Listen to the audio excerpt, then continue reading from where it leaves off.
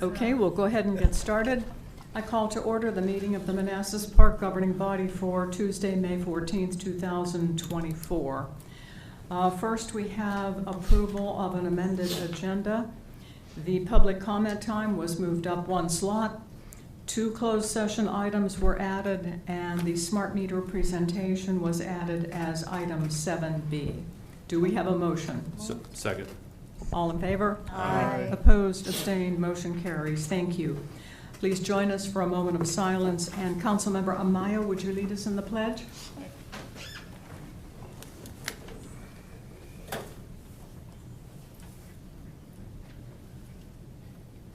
I pledge allegiance to the flag of the United States of America and to the republic for which it stands, one nation, under God, indivisible, with liberty and justice for all.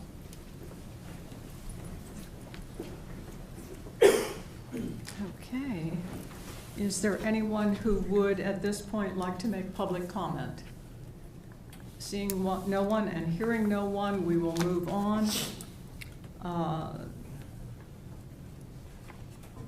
We have 2 interviews this evening, 2 applicants for the appointment to the Northern Virginia Community College Board. They are Mr. Hong Shu and Mr. Michael Beckett's. We want to thank both of you very much for making application, because we know how busy everyone's lives are, so thank you. Each applicant will have 3 minutes to briefly introduce themselves. Then each of us will ask our questions one by one in an orderly manner going down the line, and then each applicant will have 3 minutes for a closing statement.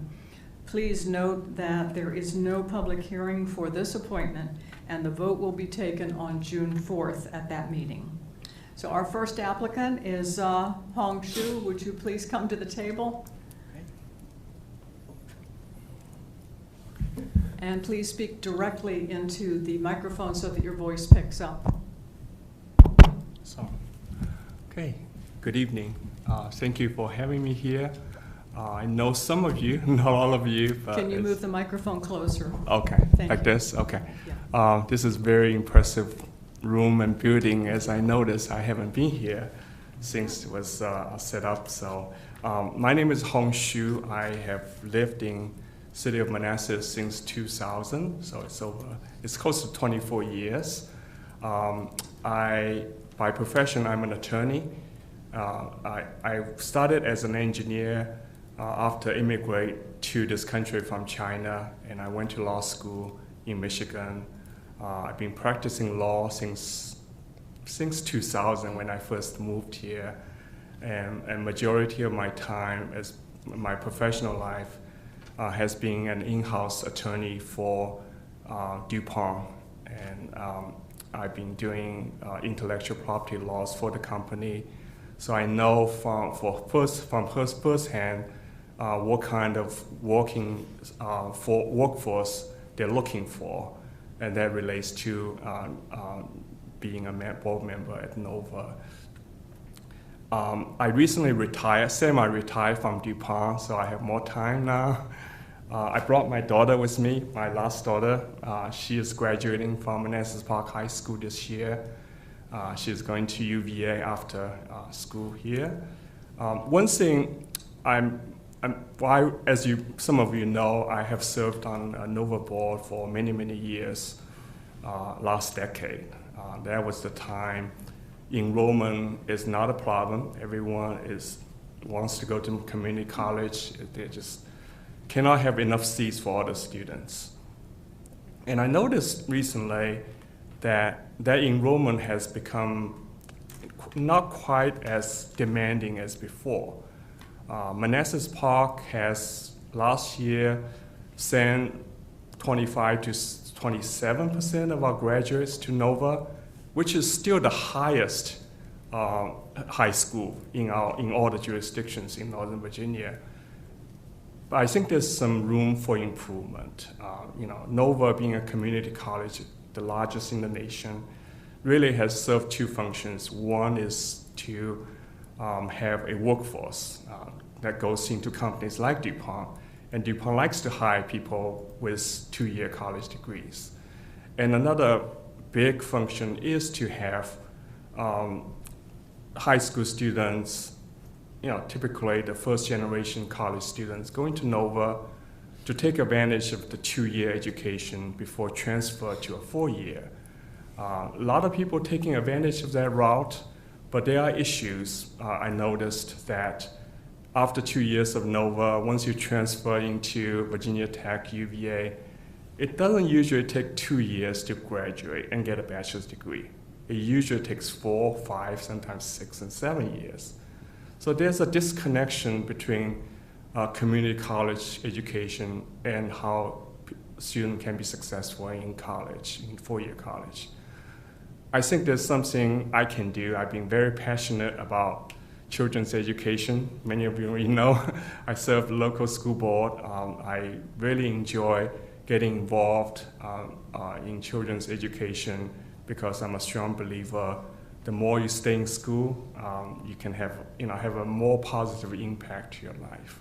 So thank you again for having me, consider me as a candidate here. Okay, thank you. We'll begin our questioning with Councilmember Javed. Hey, good evening, and thank you for coming. I guess you briefly touched on during your opening statement. What do you think is the top 2 challenges the college Nova is seeing at this age? Well, cost has always been an issue at Nova because we all contribute, each jurisdiction contributes some funding.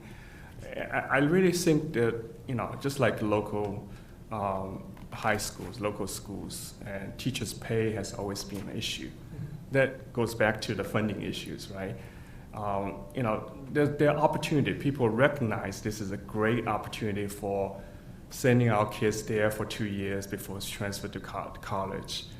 And as I mentioned, after a while, people realize, you still have to spend 4 years in college. That all of a sudden become less attractive compared to what you intended to have 2 years in community college, 2 years in 4-year college. And I think, over the years, there are a lot of changes going on in Nova. I was involved with the president's selection 2 times during my tenure there. It's just lots of changes does not bring sort of stability that's needed for someone to settle in, and they really do a good job, prepare the students for the 4-year college. Thank you. Thank you. Councilmember Moore. Thank you for your presentation and your willingness to serve. Concurrent enrollment. What could you say about concurrent enrollment, high school students that are enrolled in community college classes, and how we might expand those opportunities for our young people? Major improvement since my last time around. I remember last time when I was here, Mr. Kasich was teaching the Nova English class in our high school, and that's the only class that's Nova related for dual enrollment. And now, as my daughter can tell you, there are many dual enrollment classes that's become available. I think Nova has been doing a good job, and our representative has done a good job to bring those classes into our school systems, and we could certainly do more. I think right now most of the dual enrollment classes are in the business commerce area. STEM can be an area we can expand next, have more math and science classes that's Nova qualified. And certainly I think a representative from city working with Nova, working with our high school can have a huge impact in that space. Thank you. Okay. Go ahead. Before I ask my question, I just want to say thank you, Mr. Hsu, because you've been a huge advocate for dual enrollment ever since I've known you. So that's a big testament to what you've done on the board. Thank you. I just was wondering, why do you think it's taking the students 4 years to graduate at the 4-year school? Is it because their credits aren't transferring, or more that they're not prepared for that type of environment? I think all the credits are transferred because there are agreements with 4-year colleges, right? If you reach a certain level of GPA, it's automatically transferred to 4-year. However, once they get there, they're just not being prepared to take the next level classes. Say, for instance, you transfer credits from the prerequisite classes, but you're not really prepared to take on the real class next level, so you end up taking the prerequisite again. That takes more time for you to spend in four-year colleges. Okay, thanks. Okay. How would you help NVCC to contribute to the strategic growth of the economy in the region, as mentioned in the board manual? Well, the workforce development has always been one of the highlights for NOVA, NVCC. And there are many contracting companies in the region constantly coming to NOVA asking for graduates. So I think they've done a good job designing their curriculum to provide that kind of students to work for like IT-related, security-related work. I come from DuPont. I cannot say DuPont will come to NOVA to hire 2 years. Their focus is really not in the chemical engineering, chemistry part of it. But I think, you know what's coming into your region, what businesses are coming, what kind of education background those company needs. Many of those companies don't need a bachelor degree or PhD kind of graduates. All they need is just a 2-year associate degree who can work in their control room or do some computer-related work. And I think you just have to have a good connection with local businesses, local governments, and when small business coming to our region, design a curriculum to satisfy their needs. And I think Woodbridge campus has a very good workforce program in progress, and I think I'm hoping to go back and then learn more about it. Okay, thank you. Councilmember Amaya. How can the board enhance the outreach so that students can get more excited about joining the community college? Well, if we can convince them they can they can get a degree in 4 years total, I think it will be a good, very good attraction for students to go. Dual enrollment will be definitely helpful, right? If you already have credits from NOVA, you can easily go in there and start your second year. But I still think more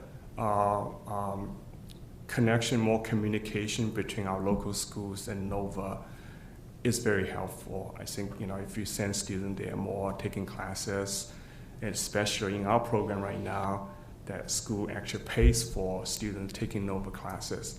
All those will help, sending students stay in school for 2 more years, go to community college instead of going to workforce right away. Thank you. Thank you, Mr. Hsu, for your opening, and I know your service from the school board and being the rep before. The question I have is, and I think NOVA's done a great job on workforce, on the dual enrollment. The question I have, which has come up periodically, you may be aware of it, is there's 6 campuses, but also breaking NOVA up into more by the community, either like doing Prince William Manassas Community College. I know they've done it because I know enrollment's over 60,000 now. Mm-hmm. There are pros and cons, and this comes up every time. What are your thoughts about that? It has been in the talks for a long time. There are advocates trying to break NOVA into smaller campuses. I think like everything else, there are pros and cons. NOVA being one entity can run 6 campuses very efficiently. And if you break them up into 6 community colleges, you will have 6 complete new set of staff to support the college. Of course, there's pros too, right? You have more control of your campus. Like our Manassas campus, who can do a better job for us than Woodbridge campus or Fairfax campus. There are pros and cons. That discussion has been going on for many, many years. I personally think keeping it all together has its more benefit than disadvantages. I think we can run the system more efficiently, and so we can focus more on how to serve students instead of having too many administrative duties. Thank you. Thank you. I was going to say good afternoon, but good evening. Good evening. So I have a little different slant, and I'm thinking about the untraditional student. As I've gone in my career, I've worked with a lot of individuals like myself who worked while they went to school. I've worked with other individuals who went in the workplace, didn't have a degree, and then as they went on and worked, went back. And I remember statistics from some years ago that when the economy's down, that enrollment in community colleges tend to increase, especially with the adult students. And I know everyone here has talked about the Manassas Park High School students, but my question has to do with those Manassas Park residents who are not high school students that maybe are in a career, they want to change their career and do something else. Or, they feel that now's their time, for whatever reason, now's their time to go back to school. With that being said, how can you as a board member help Northern Virginia Community College attract and encourage that group of students? One thing NOVA has done very well in the past is to give credits for people, for example, military personnel coming to NOVA, that they already have some skills in doing their job in the military, and convert that into credit so they can have a head start of more credits going to college. So that's one aspect of it. In terms of encouraging, just have the door open for people coming enroll into their programs. That has, I don't know if it's heavily promoted that way, but it's always available. I mean, anyone can go sign up for classes. I'm not aware of any roadblocks for people doing that, but the focus, of course, is really for high school students. Have more students coming to NOVA and then go on to four-year college. Thank you. Okay. Thank you. You can now have your closing statement. Okay. Whatever you wish to say. Okay, thank you very much, council members. It's an honor and privilege to sit here. I served there once, and I think my work is not done. I would like to continue helping NOVA grow and helping NOVA become better college for the local residents, and with my close connection with our high schools, all three of my daughters graduated from our school systems. I think I can serve very well as a connection between our high schools, our community, with NOVA. Again, thank you very much for your time. Okay. Thank you. Thank you. Thank you very much. Our next applicant is Mr. Michael Beckett. Welcome. Good evening. Okay. Thank you for coming this evening, and you have 3 minutes for an opening statement. Sure. Good evening, members of the City Council. I'm Michael Beckett. I am a 4-year resident of the city of Manassas Park. I live in Blooms, which is sort of my second home in the Northern Virginia area. I say that I came to Northern Virginia to be the Director of Family Services in Fairfax County. And I say that intentionally because my interest in being on the Northern Virginia Community Colleges board is directly related to what I understand about workforce development and the real need to really connect young people. And I like what you said, Councilman Hampton, this idea of mid-career people who are underskilled or needing to upskill, and really connecting sort of business and government and education. A little bit about me: I have a PhD from Widener University. I professionally identify as a social worker, but I have a master's degree in health administration, a master's degree in social work. And I've spent a lot of my time and my career really focusing on how to improve the conditions of people who are sort of in our communities who have, I would say, like the least among us. And how do we drive personal economic mobility, building social capital networks, and really wanting to sort of build a community where when we all do better, we all do better. And I really think of community colleges as as a place in communities that really help shape sort of the education and the opportunities around sort of learning and growth and personal development. And really that's why I have thrown my hat in the ring here. Thank you. Okay, thank you. And we'll start with Councilmember Hampton.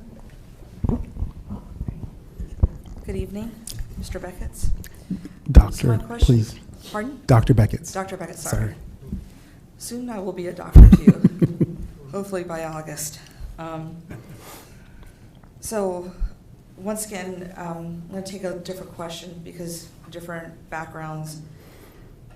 How would you, serving on the Northern Virginia Community College, if money was no option, what would you do to increase enrollment, both the traditional student from the high school and that untraditional student, whether it's someone that, like you said, that's underemployed, underskilled, overskilled, or just, I remember back when I was a sophomore in college, there was a lady there that was in her 70s that just wanted to go back to school and just wanted to learn. So how would you go about addressing those different parts of the community? Right. I think in general where we go is with marketing and making sure that the image of the community college system is really one that reaches into every aspect of the community. Right? I think that we miss opportunities when we don't sort of really think of inclusion at the center of what we do. And for me, it's about marketing. It's about making sure that schools and businesses who need the resources of like a community college to upskill, reskill, sort of mid-career, change of career people know what value community colleges have, while simultaneously taking a deep dive and not waiting until youth get into high school, but earlier on, really in sort of middle school, maybe even sooner, talking about the variety of career paths that one might be able to take. You know, one of the things that I've learned is that the Northern Virginia area is a very resource-rich environment, but not many people actually know all of the resources that are available to them. And so how do we then take the opportunity to make sure that everybody who is interested or may not even realize what resources there are, sort of see themselves sort of at a place like Northern Virginia Community College, from sort of personal growth and development opportunities to wanting to move up a career path, moving from a certified nursing assistant to a licensed practical nurse, or from, you know, some entry-level sort of position to a supervisory role. Like, we want to make sure that there's a growth path, no matter how or why young people or mid-career people are looking at the community college system for their next step. Thank you. Can I have one of these for you? Thank you. Welcome, Dr. Beckett. Thank you, Beckett. Thank you for an application. Your opening is very impressive. Just a question I have, similar question before, somewhere about NOVA, because it has come up multiple times with the previous president or chancellor that was there. I spoke to him about a decade ago. What do you believe are the pros and cons or possibilities, or what do you believe would be in the interest if they were able to break up the campuses or just keep it as a part of the Northern Virginia Community College? What are your thoughts on that? I mean, I think there are pros and cons to both, right? I don't necessarily believe that by breaking something up into sort of smaller pieces, you gain, right? I think you lose some of the economies of scale that are built by having a centralized system. But on the other side, I think you do have a bit more of local control, and really being able to figure out how you are better able to invest sort of local dollars and local relationships into a system that is designed for you, in partnership with you. It's easy to see Northern Virginia Community College serving Fairfax or Prince William County, and what's the footprint in Manassas Park, right? How do you make sure that there's some engagement locally that isn't just sort of because you're clumped in or grouped in together? So I think you maintain some of the efficiencies by maintaining a centralized sort of system, but also you gain on the other side by creating more of a local sort of way of sort of operating. Thank you. My question would be more of like, those individuals that started college but for one reason or another did not complete it and didn't finish it, how can the board help those individuals for whatever reason could not complete the college path? How can you get them back, or how can they start again? And what would happen to the credits that they did receive, let's say 10 years ago? How would that work? Right. I mean, I've been in school for a long time, and good luck on August. You know, I think there's so many ways to approach that question, and I think where I would really go is we have to realize that that college in and of itself is not the panacea. It really is the what you can learn there. It's, you know, was that person who didn't finish college, right? I think there's some questions to your question. Was the person who didn't finish college, did they not finish community college? And if so, what do you do sort of with the credits that are lost? I think, you know, there are sort of colleges that speak about credit for lived experience and things of that nature, but at the same time, we also have to recognize that times have changed, and we also have to recognize on the fiduciary side of this that the college is also a business, and we want to make sure that that we honor the sort of the strength and the reputation of the school. And if you just start forgiving sort of credits that have expired, then you have to. I think we would have to ask ourselves the question about the sort of the strength of the academic profile that the college is really trying to project into the community. Okay, thank you. Okay. How would you help the community college to contribute to the strategic regional growth regarding economy? My sense is that the that the leadership of the college, especially for the campuses that are regionally aligned with the city of Manassas Park, would actually have to understand what's happening here. I think that it's really important that the leadership of the college, the governing body, the local economic development authorities are really speaking to each other about what the expected growth path is for the city and for the region and what's really needed. What are those sort of in-demand careers that we're really seeking to grow and develop locally, and really develop an ongoing dialogue about what we need and how we're going to get there. And I think that's despite if it stays together or if it's broken into smaller units, that it really is how does Manassas Park get what Manassas Park needs out of the community college, and making sure that the citizenry here is effectively served. Okay, thank you. Hi, my question is, how do you think that NOVA can better inform our adult residents of not only the programming opportunities that NOVA provides, but how they can make it financially accessible to them? How can we do better with outreach? You know, I always think of marketing. I think of sort of storytelling. One of the things that's really important, like, in order to motivate people, we have to sort of go beyond just letting people know what exists. We have to let people know why it's important to them. We have to let people know how it can improve sort of their personal economic mobility, community engagement, that it's beyond just telling the story, but how do we get the school to tell the why and in the right places at the right time? How do we make sure that they are sort of at the at Manassas Park High School? How do we make sure that they're at the middle schools? How are we making sure that they are in the community, sort of telling the story of sort of how and why a community college education, the services and the programs that they offer now are available to the city residents. Thank you. Dr. Beckett, thank you again for your presentation and your willingness to serve in this capacity. We as a body meet not regularly enough, I would argue, with our school board in joint meetings. It seems to me that our representative on the community college board should also meet with us being the governing body and the school board at the same time. Could you opine on your thoughts about that, and what do you think about joint meetings of the council, the school board, and our representative on the community college board?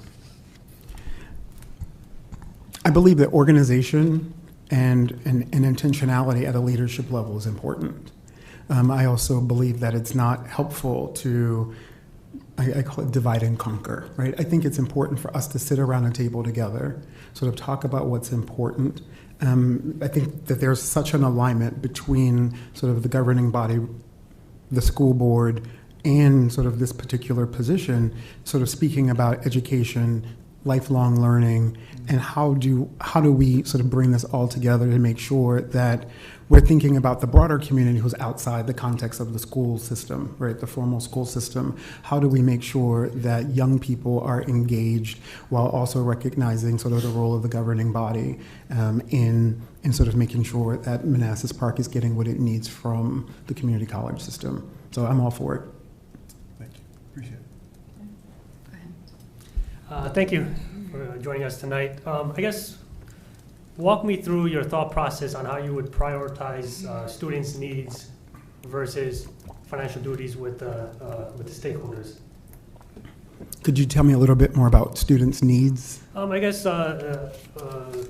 developing the curriculum further, or adding additional Okay. Services. Thank you. Yeah. You know, when I think about what sort of college does, community college does, in preparing young people or its students for sort of the world beyond school, I think in terms of curriculum, we need to be prepared for not how we're learning today, but how we're going to be learning tomorrow.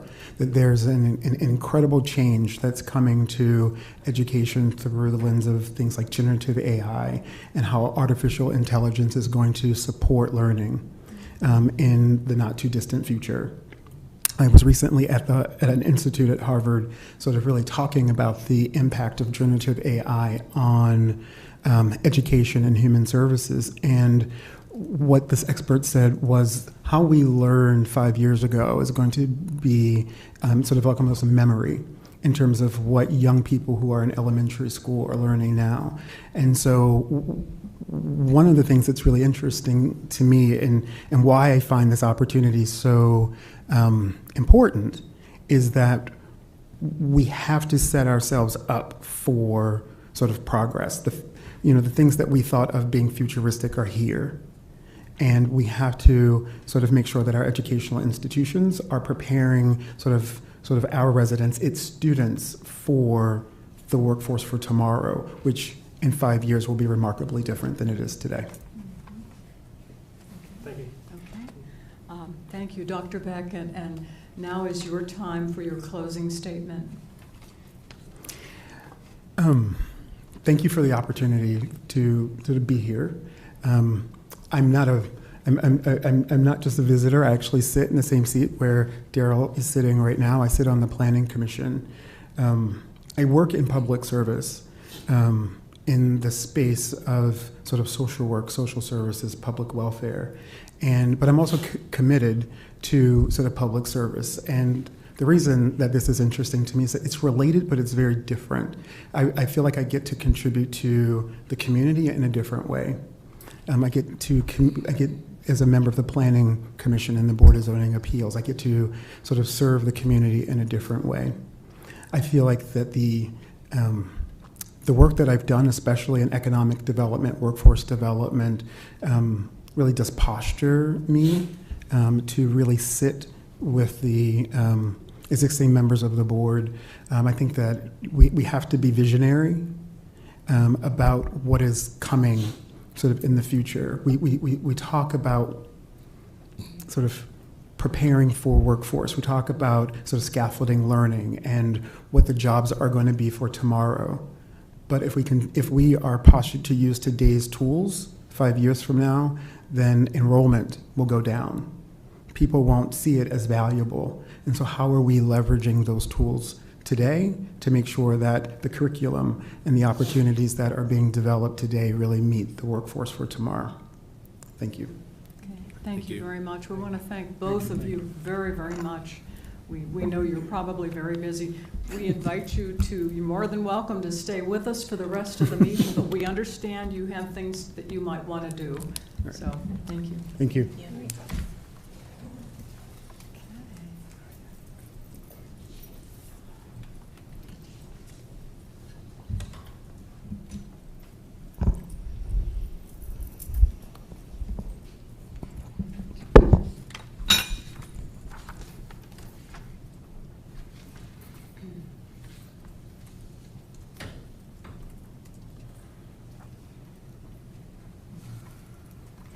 Thank you so much, ladies.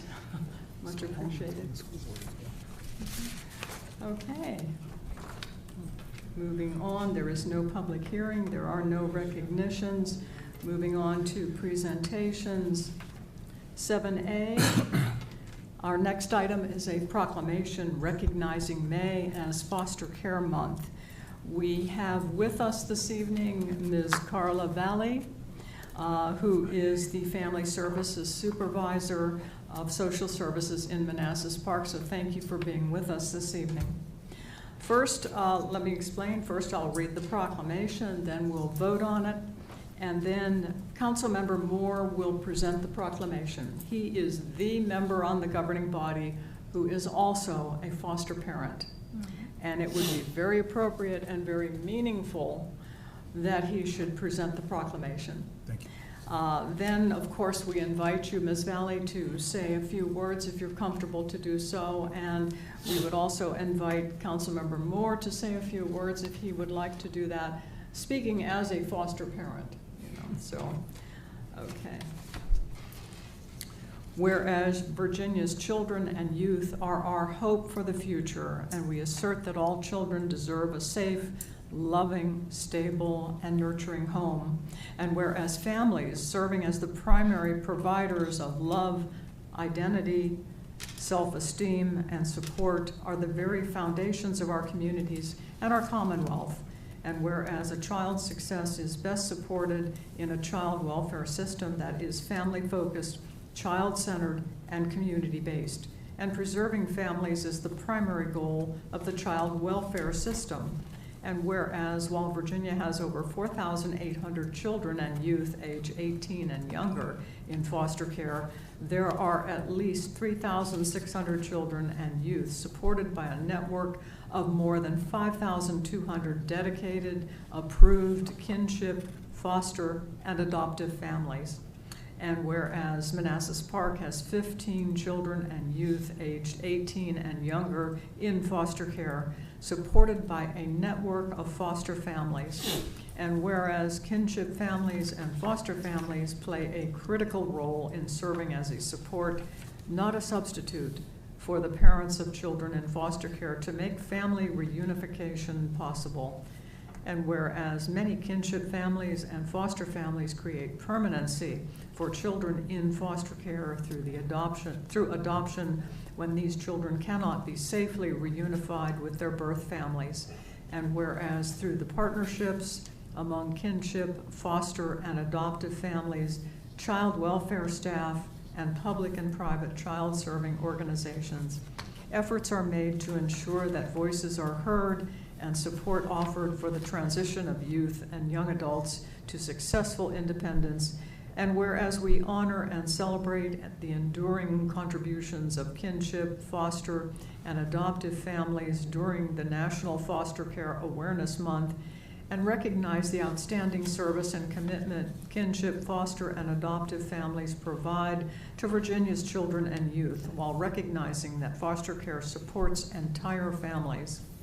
Now therefore, I, Jeanette Rischel, Mayor of the City of Manassas Park, do hereby proclaim May 2024 as Foster Care Awareness Month in the City of Manassas Park, Virginia, and I call this observance to the attention of all of our citizens.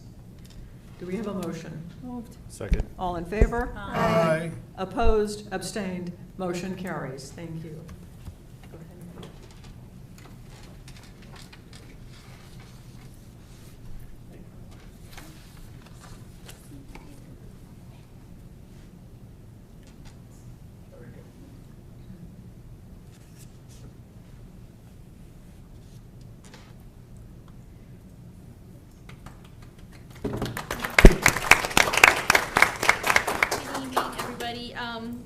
wanted to say that we are thankful for the foster parents that we do have. However, making sure that this is the month that brings everyone's attention to foster care, kinship, and reaching out to your local DSS to inquire more information about what it looks like. Thank you. Yes. And I'll just briefly say, as a foster parent, my parents were foster parents. For 30 years, my mother and father kept foster kids. And for me and my husband, it's been the most rewarding thing we've done in our lives. We have 2 little ones, age 4 and 3, and they're a handful, but we love them dearly, and it's just a great program. I would encourage anyone out there who's thinking and considering our DSS program is an amazing program, and would just encourage you to become a foster parent, because there's so many little ones out there that need our love and attention and our protection. So thank you, everyone, and let's celebrate Foster Care Month in the month of May. Thank you. Thank you.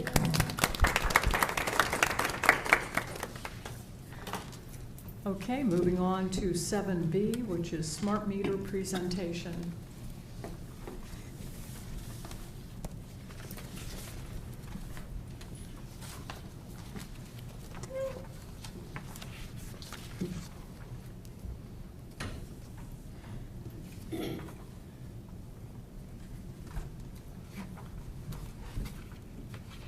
All right, good evening, Mayor, Vice Mayor, members of the governing body.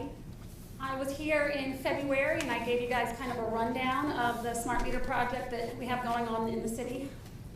Just as an overview of the project, we have the water meter upgrades were originally approved on July 19th, 2022.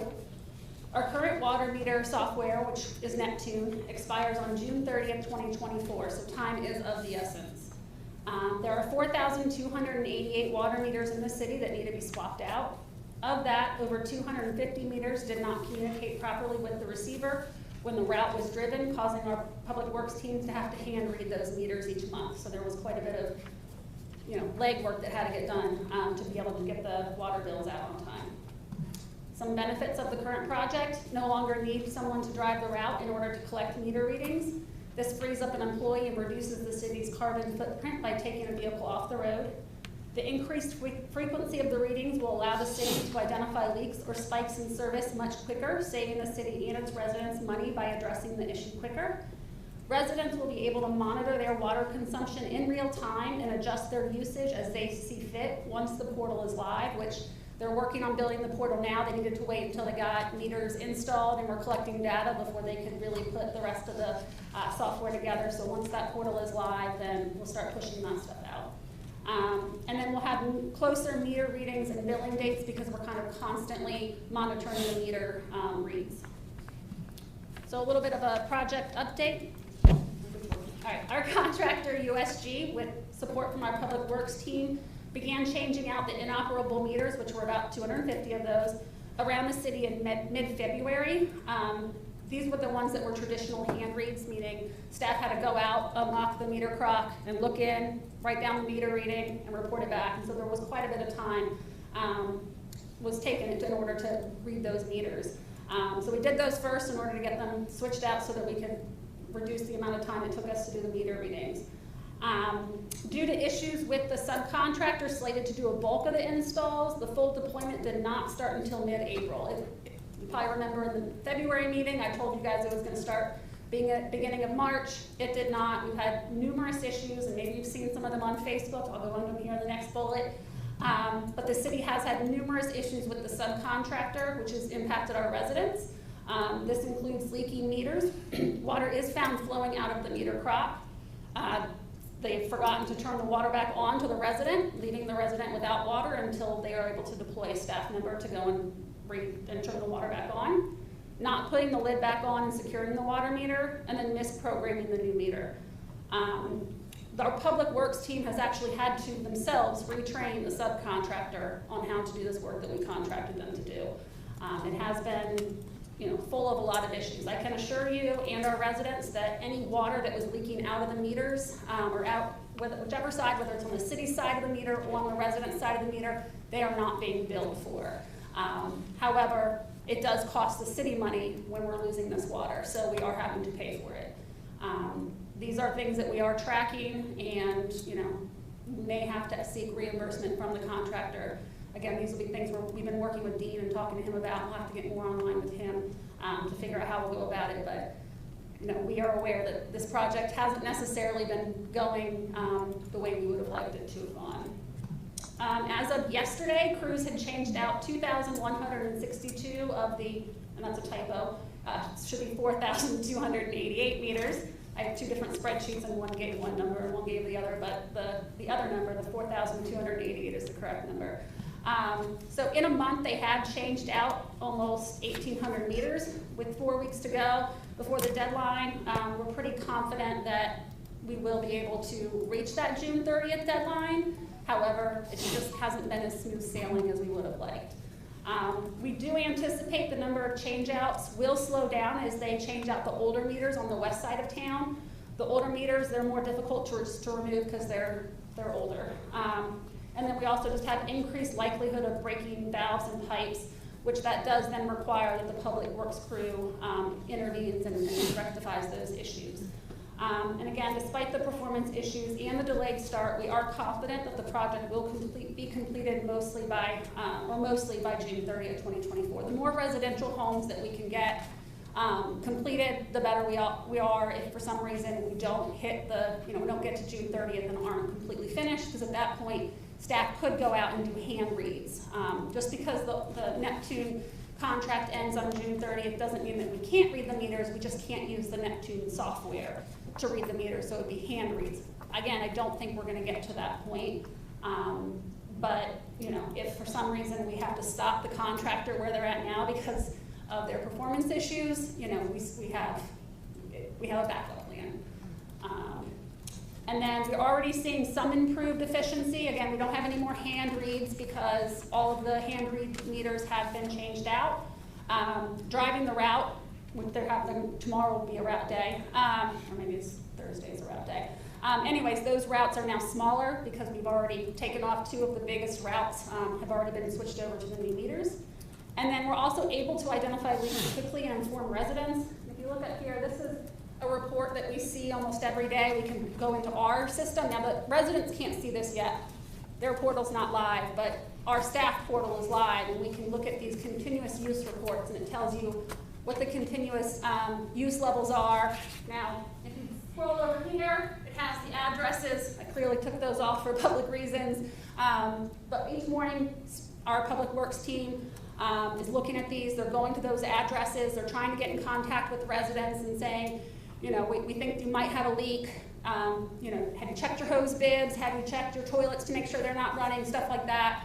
And the feedback has been very positive because we're saving some people some money from things that they didn't know were costing them money with the water leaking out. So again, there is some efficiency. It's just there has been quite a bit of frustration with the current contractor. And then just a reminder for our residents that if you have questions or concerns about your water meter project, you can email the email address on the screen or call our customer service team Monday through Friday. These emails and calls will be monitored by the customer service staff and then relayed to whomever can help address the problem. If there's an after-hours issue, weekends, someone didn't turn your water back on, an issue with where the contractor failed to perform, and it's after hours, they should be calling the police non-emergency. And the police non-emergency will then reach out to our public works crew who will get somebody to respond and fix the issue.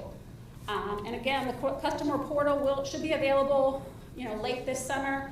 It will allow residents to view their water consumption on a daily basis, a monthly basis, kind of comparing things and hopefully, reducing their water consumption if that's something that they want to do, or at least monitoring it in real time.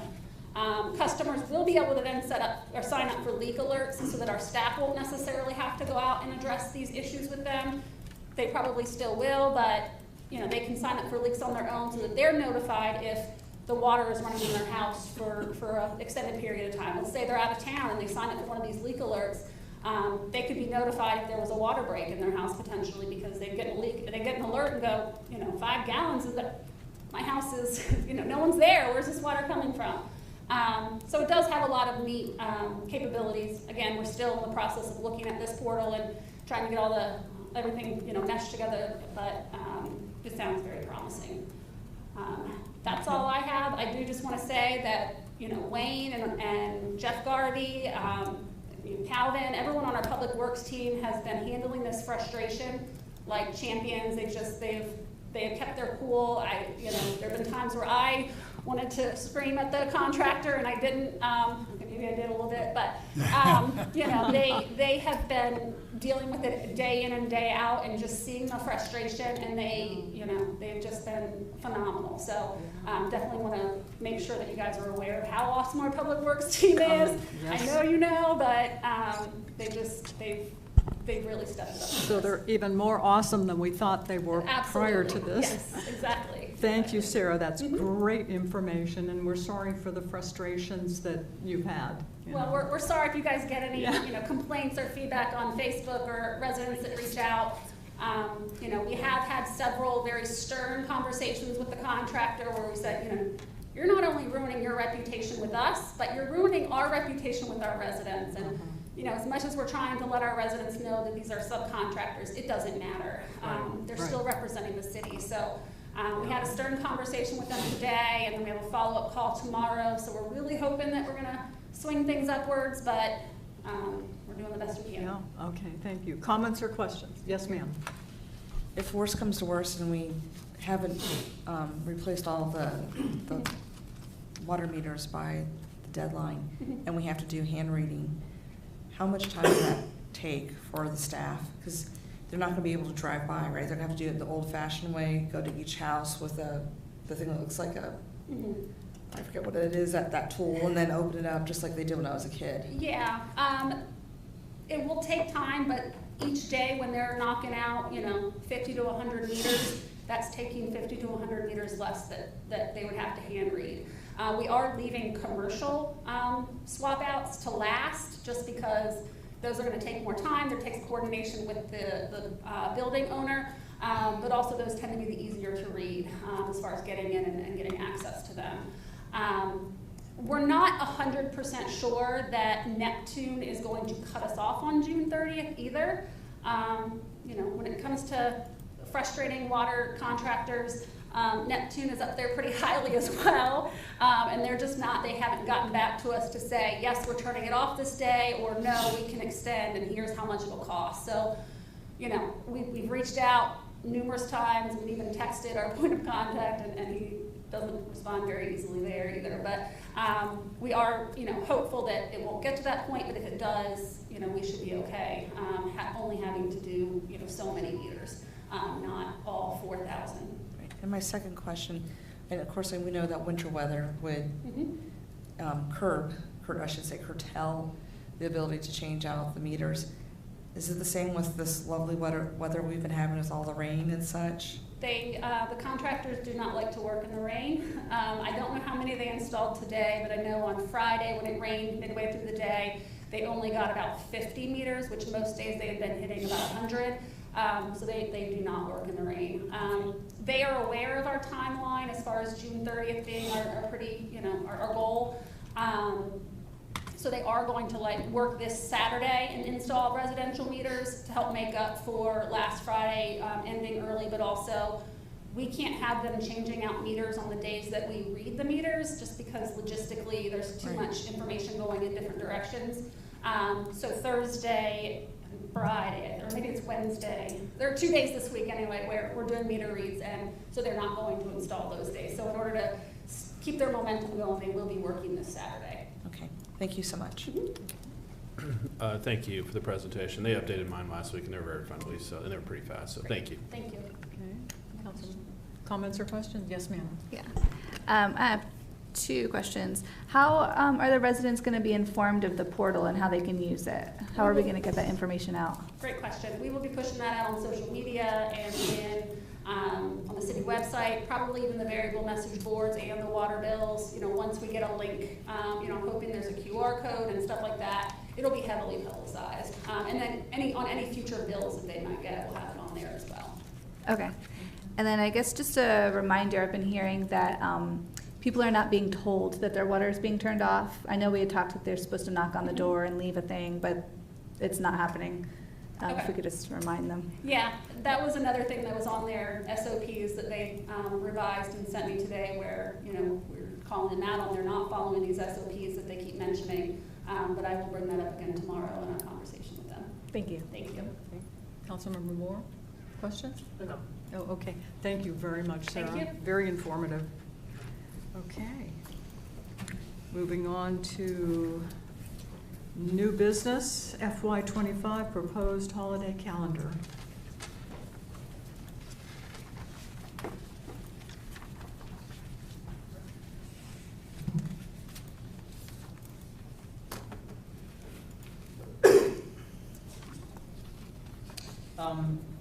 Good evening, Mayor, Vice Mayor, members of the governing body. Just another plug-in of the smart meter project. Want to give a shout out to the water billing department as well. 4,600 meters across 3 different platforms. That's a lot of data cleanup that they have to do and to get it read every month. So Giovanna and the water billing department, fantastic work as well. Okay, so let's move on to. So before you is the agenda for the proposed fiscal year 25 city holiday calendar. Normally we bring this up in June, but some staff have inquired about really the last big major holiday, in the summer, July 4. So I wanted to bring this forward a little bit earlier and maybe do this next year in May as well, just to give staff planning purposes. So, excuse me, busy slide, but essentially on the left-hand side you have the fiscal year 24 calendar. What the days are and what it is in the middle. And the total tally for fiscal year 24 was 15 days. In fiscal year 25, the total proposed tally is 15.5, and I'll kind of walk through the math here in a second. In the middle is the list of holidays in bold of federal holidays, and the non-bold are sort of, I guess you can call them city holidays, some of the incentives that we provided to staff over the years. So in fiscal year 25, we normally give staff that adjacent day to July 4 to be off. Unfortunately, in fiscal year 25, the July 4th falls on a Thursday, and the actual fireworks celebration is on Saturday. And I thought about, proposing having that Friday off, but we just don't know what's going to happen with weather. We don't know what's going to happen with vendors, and really that Friday allows staff to kind of make last-minute adjustments. Plus, there are some prep work, signage, parking restriction, things like that. So, unfortunately, there's no good day to have that extra day near July 4. So, I'm proposing to kind of earmark that for a later date in fiscal year 25. You can kind of see that red arrow going down, essentially adding New Year Eve in replacement for that new July 4 day. And then additionally, everything else kind of aligned to fiscal year 24, with the exception of requesting an additional half day on that Christmas Eve. And that's really more of an incentive for staff, just based on how many major projects they've done successfully this year, just a retention tool. And that's pretty much it. Okay. Comments or questions? Just really quick. Yes, ma'am. With the 31st being the end of the month and end of the year, what is the impact upon residents if we're closed on the 31st? We typically don't see a lot of foot traffic on New Year's Eve, but I can go back. I know our front desk does track foot traffic inside City Hall, and I can come back with that data point for you. I don't know at the top of mind. Okay, thank you. Comments or questions? Sorry. I would like to consider doing Christmas Eve for a full day, just because the cost of living was lower compared to the jurisdictions. I think that would be an incentive. It doesn't cost. Is that something that could be dual? I mean, I don't know if everybody's supportive. And that's what this, I guess, proposal would like to do. We're adding that half extra day because we already give staff a half day initially, so that makes it a full for Christmas Eve. Yes, Christmas Eve. Okay. Are you Question? saying no, or? No, I'm just, Oh, I'm sorry. Are you No. done? You're not no, done. no, that was it. Oh. I can't hear you. No, that was it. Sorry, that was it. Did you have a question? Okay. I'm supportive of the calendar. I think it's Yeah. great. I think giving our employees a full day at Christmas Eve, which is great. We used to give a half a day. And then New Year's Eve, a full day, is fantastic. So Yeah. I love your new schedule, Mr. City Manager. Thank you. Questions, comments? Yeah, I just got, Christmas Eve is off, or just a half day? So initially, every year we give them a half day. Usually, from noon to noon to the rest of the day. But I'm proposing adding the other half day to make it a full day off. Oh, that's why it says add half day. I got it. So the full day off there. Okay. For the New Year's Eve, I was kind of thinking, I don't know how everybody feels, but January 2nd, I think, don't you normally have the day after off? Not the one day before New Year's? I think maybe a while back, a couple years ago, I was just bouncing off the last year. Or the last we didn't year, have right. July 2nd out. But if that's the direction y'all want to go, I can. Well, I mean, everybody's gonna be up late New Year's Day, so, waking up early, late the next day. No, I think they're up late New Year's Eve. You do 2 days? I think staff. Well, I meant New Year's Eve to New Year's Day, yeah, you're right. Yeah, so the second one should be rested. I think in the past years, they may have given the January 2nd off because of when it fell. I see. Yeah, good point. Okay. But, it's whatever you guys decide. No, I mean, that's fine. You could give them a second to do it. So we're just adding the We're adding half a day net. half a day, yeah. Okay, so, and there are no changes other than what is here? Correct. This is the what you see on the right-hand side is the proposed fiscal year Okay, 25. Okay, thank you. Are there any other comments or questions? My last comment is, Yeah. I'm just loving the fact that we have decided, the second year now, of moving the 4th of July to that Saturday. Yeah. Just the savings, and for our employees to be able to spend time with their families on Independence Day, is just much better. Yeah. Oh, we're also not competing It with is. everybody else. And we're not competing with everybody else. Even though we were the first city to have fireworks in That's this right. area. We have the best program, Oh. but, And it helps with the traffic too, right? If you have Yeah. two fireworks going on at the same time. Yeah, if anybody's been stuck out there when they're at the same time, it's miserable. right, And I think it's wonderful we give the day before Christmas. same here. Yes, that's very important. Okay. If there are no other comments or questions, the motion would be that the governing body adopt the attached FY25 holiday calendar resolution as presented. So moved. Second. All in favor? Aye. Opposed, abstained, motion carries. Thank you. Thank you. Next is FY25 school budget resolution. I guess that's still me. No additional comments. Pretty standard resolution for the school. Just a couple points, things to point out. The amendment listed there is actually a typo. It's the A2 on the bottom for the comments. And then it does, just like previous years, it does include, it's kind of double count, the school transfer and the capital transfer for the school. Okay. Are there any comments or questions for city manager? Okay, I don't see or hear any comments. Staff recommended motion is that the governing body approve and adopt a resolution for the FY25 Manassas Park City Schools budget as presented and subject to final city attorney review. So moved. Second? All in favor? Aye. Opposed? Abstained? Motion carries. Thank you. Moving on to 11C, FY24 Safe Streets and Roads for All Grant Submission and Resolution of Support. Good evening, Mayor Rischel, Vice Mayor Mensing, members of council, residents, staff, and guests. I'm Calvin Odell, the Director of Community Development. In the end of April, the USDOT issued an amended funding opportunity for the Safe Streets and Roads for All program. There's over $1 billion available through this amended funding opportunity. It's rather interesting. It's for implementation, planning, and demonstration activities. And the city was previously awarded money under the Safe Streets for All program for our Vision Zero plan in coordination with Prince William County. But this is essentially us. We would be seeking a planning and demonstration grant for supplemental planning activities and demonstration activities.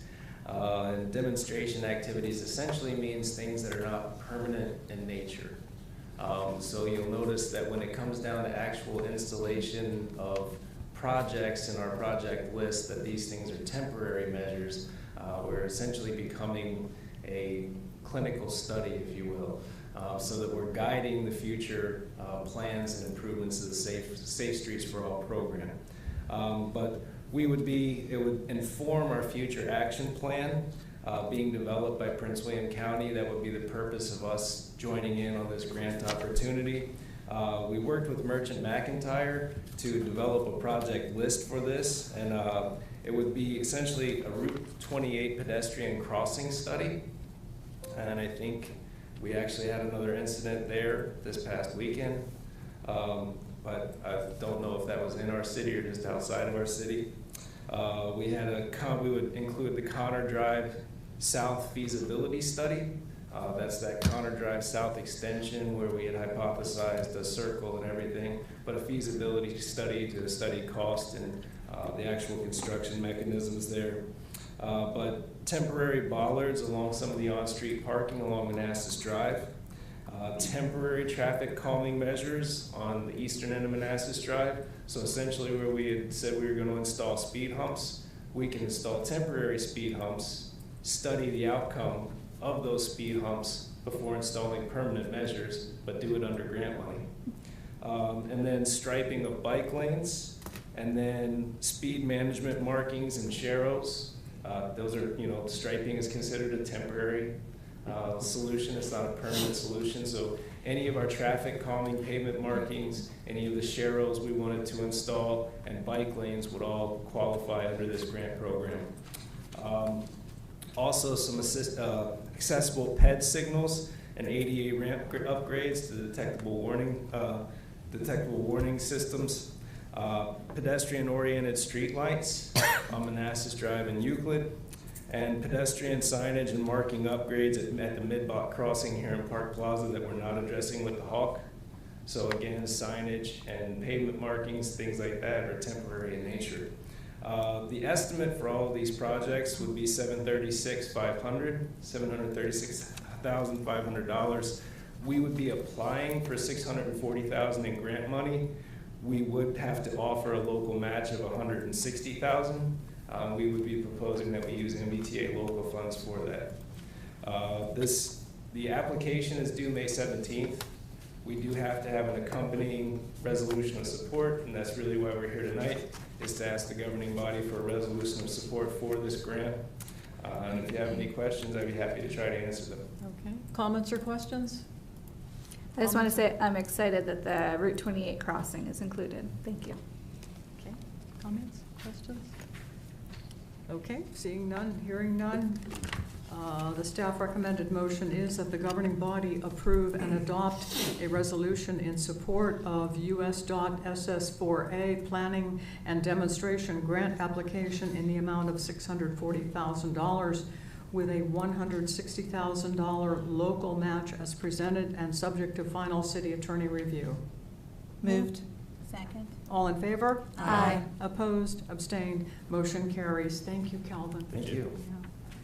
Okay, moving on to 11D. Our Commissioner of Revenue, Ms. Debbie Woods, has requested to speak to us. Good evening. I'm here requesting another Can you speak employee. directly into the microphone? Yeah.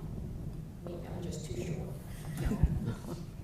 You can bend it to the top. There you go. Okay. Okay. Requesting an additional employee. Several years back, I came to you all asking for additional employee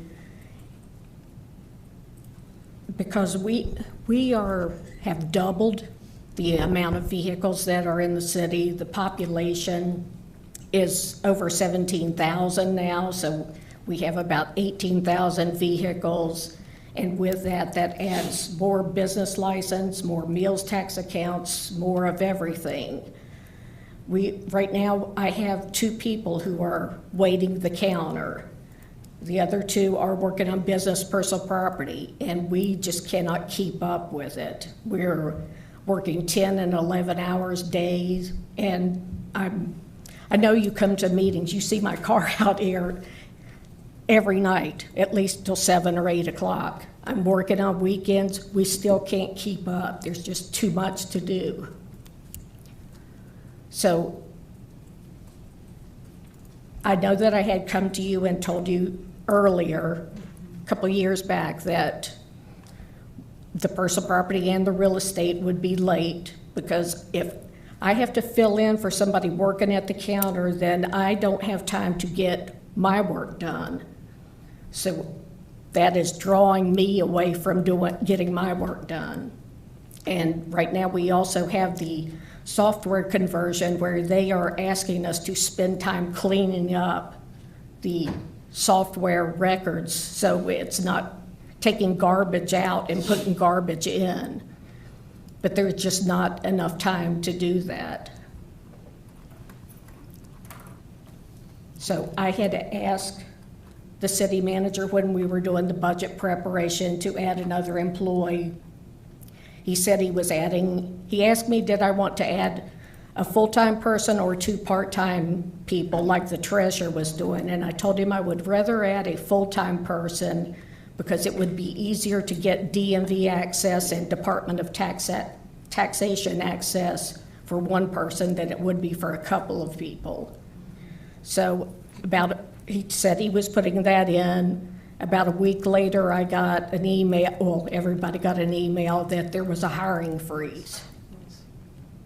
So that's when I talked with the mayor. She suggested that I come and talk to you all. Are you done? I don't want to interrupt you. Yes, okay, ma'am. Okay. First of all, thank you for speaking with us. I do have a suggestion. The first and foremost, I think you need to replace the staffer who has given notice.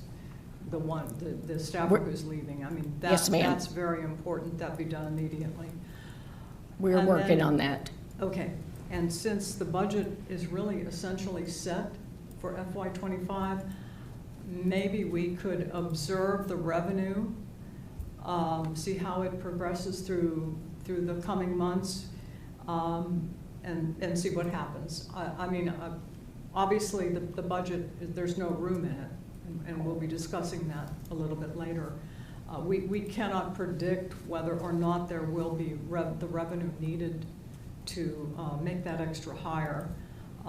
But the governing body needs data in order to make an informed decision. So I know this is probably not what you want to hear, but that would be my suggestion. Okay. Yeah. And you mentioned that, did you mention that there would be a delay in the billing again?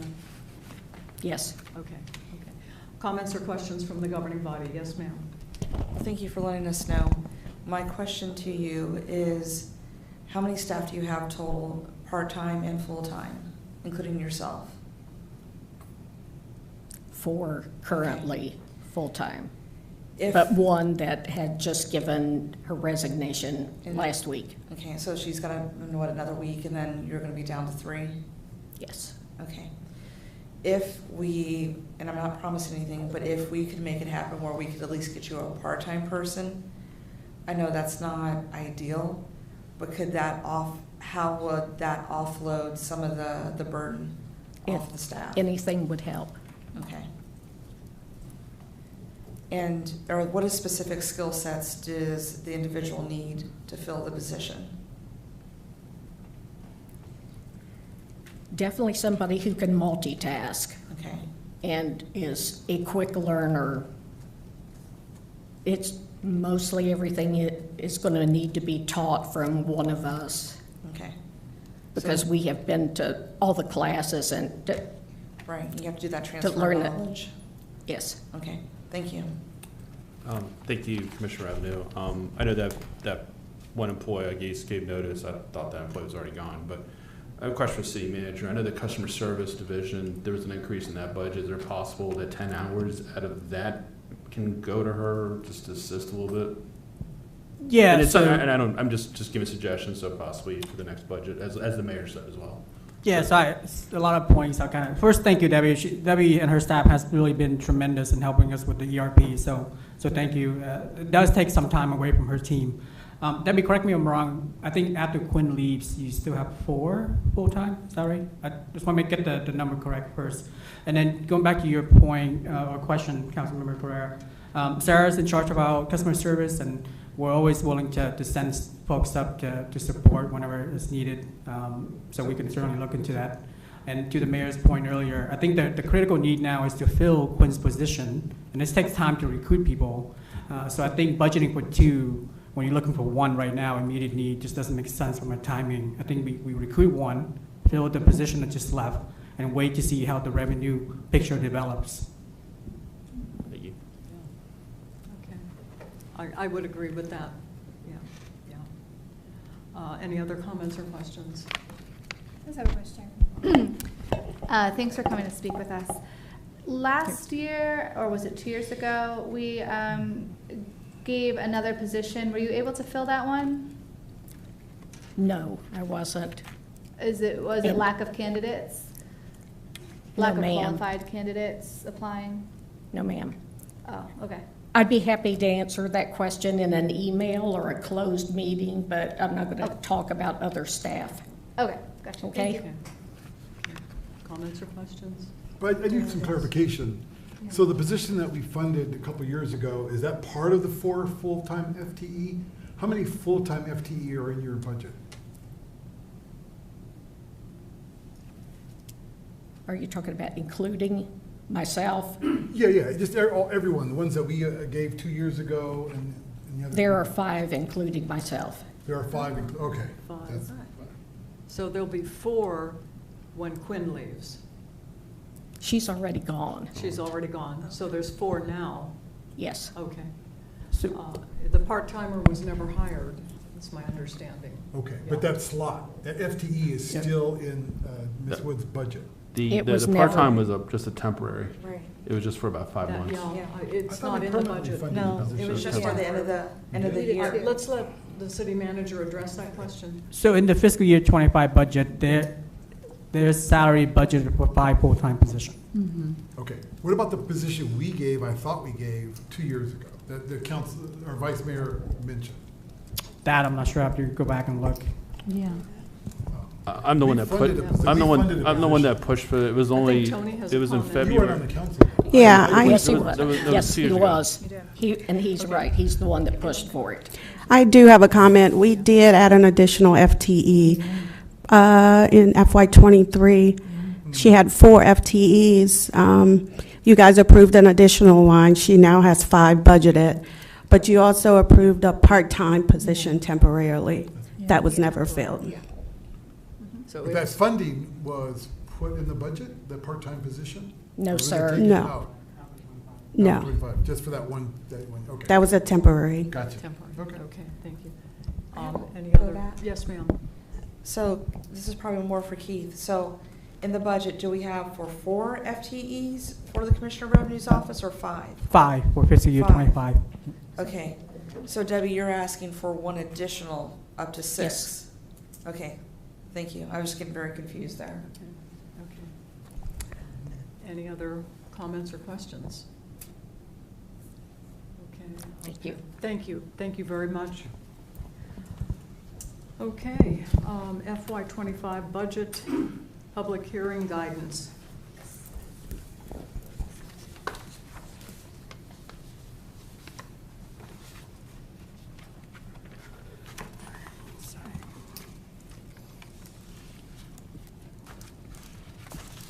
Okay. Good evening again. So, make sure, I was missing one thing. There we go. So this is just really a reminder slide on sort of the model that is being proposed for advertisement, and then sort of the next step. So just to kind of reminder for you all, last meeting, we kind of decided on 1.405 real estate, which is 2.5 cents reduction, 350 personal property, 3% COLA, freezing the zoning position. And the way we're going to balance that budget is by fiscal year, so you can see there. In fiscal year 21 or 25, we have 219,000 surplus. Again, that's moving ARPA funding for, or a CIP ARPA project forward so that we can free up some of that general fund. And then for fiscal year 26, we have a deficit of 30, but we're going to balance that with the excess ARPA excess that's earmarked for the community development building. And then in the out years, 311,000 less in contribution to reserve. So it's not taken away from reserve, it's just less contributions.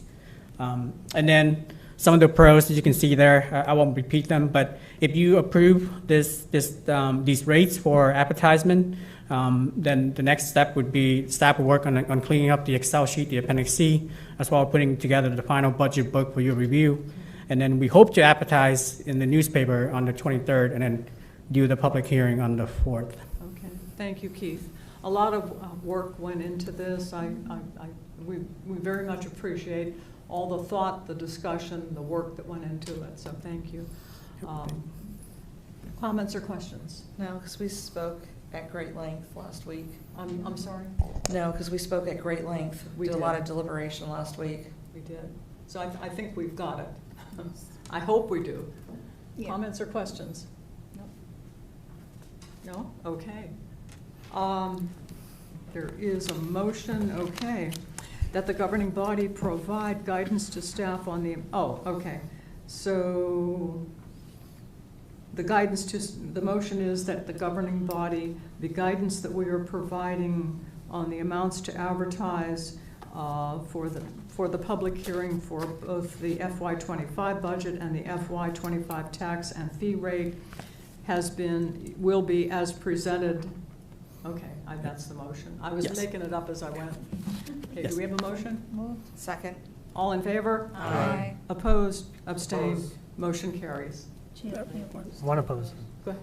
He opposed. One abstention from he opposed. Councilmember Jabed. He opposed. Opposed. I opposed the rate. Opposed, Yeah. excuse me. Not an abstention and opposed. Okay. Okay, thank you. Okay, thank you very much, Keith. Okay, we have come to our second public comment time. Is there anyone who would like to make public comment? Okay, seeing no one and hearing no one, we move on to city manager's report. Do you have anything else for us? Nothing tonight.